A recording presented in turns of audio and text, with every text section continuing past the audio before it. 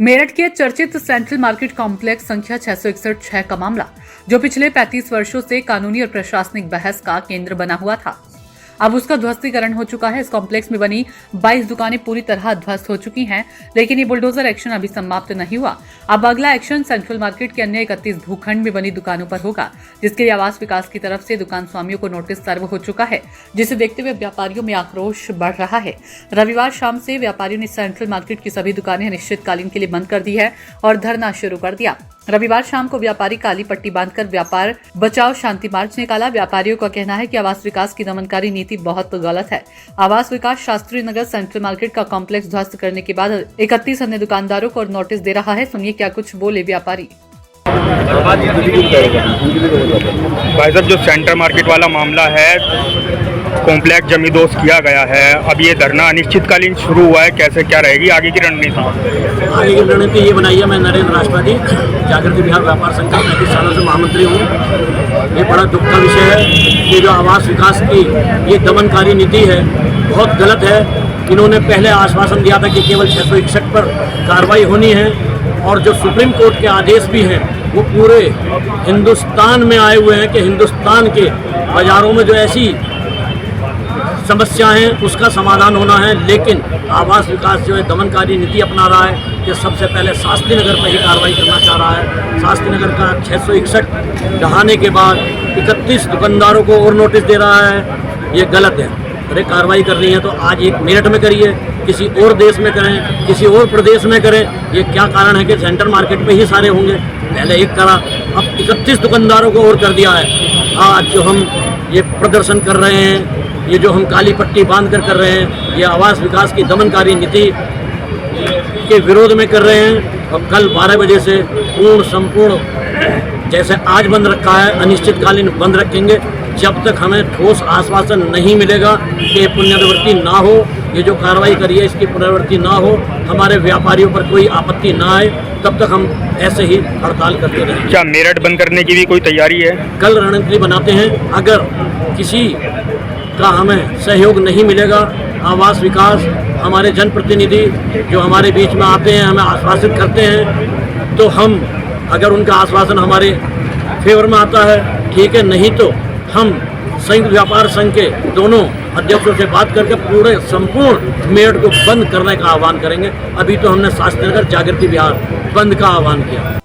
ये तो भाई कॉम्प्लेक्स गिर गया है, 22 दुकानें ध्वस्त हो गई हैं, जो वहाँ कर्मी थे, बेरोजगारी बढ़ गई है।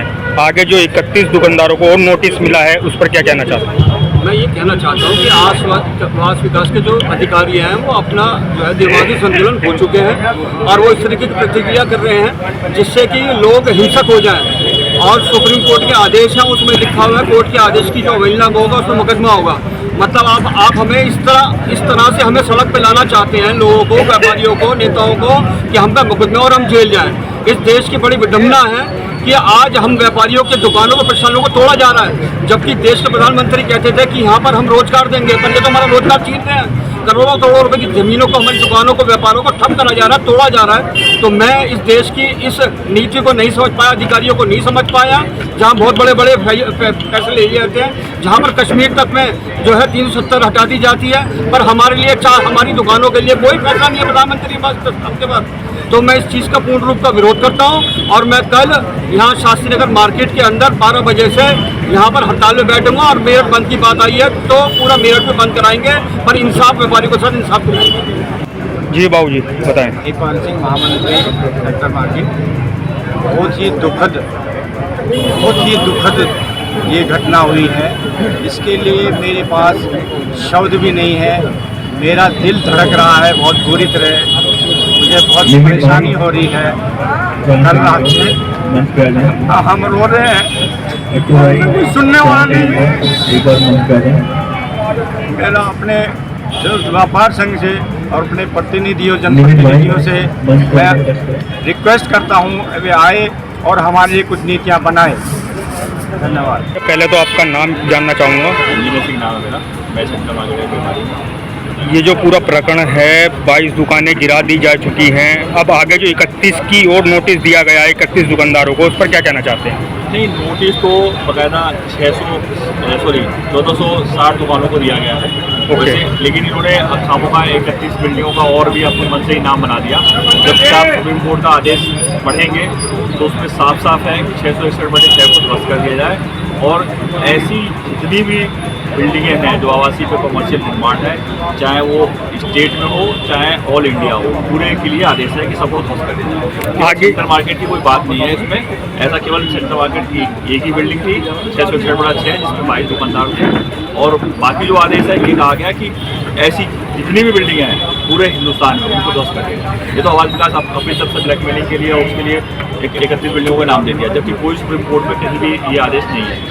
आगे की क्या रणनीति रहेगी? आज जैसा अनिश्चितकालीन धरना शुरू किया गया है, दुकानें कब तक बंद रखी जाएंगी? ये जो अब हम अपने प्रशासन से गुहार लगाने के लिए मांग रहे थे, हमने अपने व्यापार को अनिश्चितकालीन के लिए बंद कर दिया है, और अब हम अपने मकानों का व्यापारों की चाबी दे देंगे, डीएम साहब कल को सौंप देंगे, और हम सबने अपने व्यापार बंद कर दिया जब तक हमारा कोई परमानेंट सोल्यूशन नहीं रहता। क्या मेरठ बंद करने की भी कोई बात सामने आ रही है? संयुक्त व्यापार संघ से कल बैठक होगी, और फिर उसके बाद जो भी डिसीजन होगा बड़े बैठ के अपने निर्णय लेंगे कि मेरठ संयुक्त व्यापार संघ को बंद करना है, कब तक बंद करना है। ये व्यापारियों के लिए कितनी बड़ी क्षति है? जो उनके यहाँ कर्मचारी थे वे भी बेरोजगारी के कगार पर पहुँच गए हैं।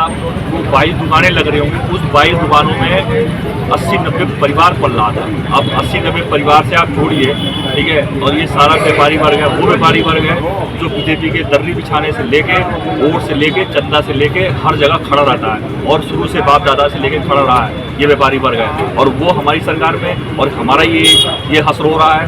बहुत ही शर्म की बात है, और हमारे ही महाराज जी ने इतना छूट दे रखा है अधिकारियों का कि मतलब कोई भी सुनने को तैयार नहीं है कि क्या रूल है। चलो एक बिल्डिंग के लिए सुप्रीम कोर्ट का रूल था, उसको हमने सहज माननीय सुप्रीम कोर्ट के रूल को स्वीकार किया, उसका बिल्कुल भी शांतिपूर्वक ना किसी ने विरोध किया, ना किसी ने कोई पत्थरबाजी करी, ना कुछ भी विरोध नहीं किया।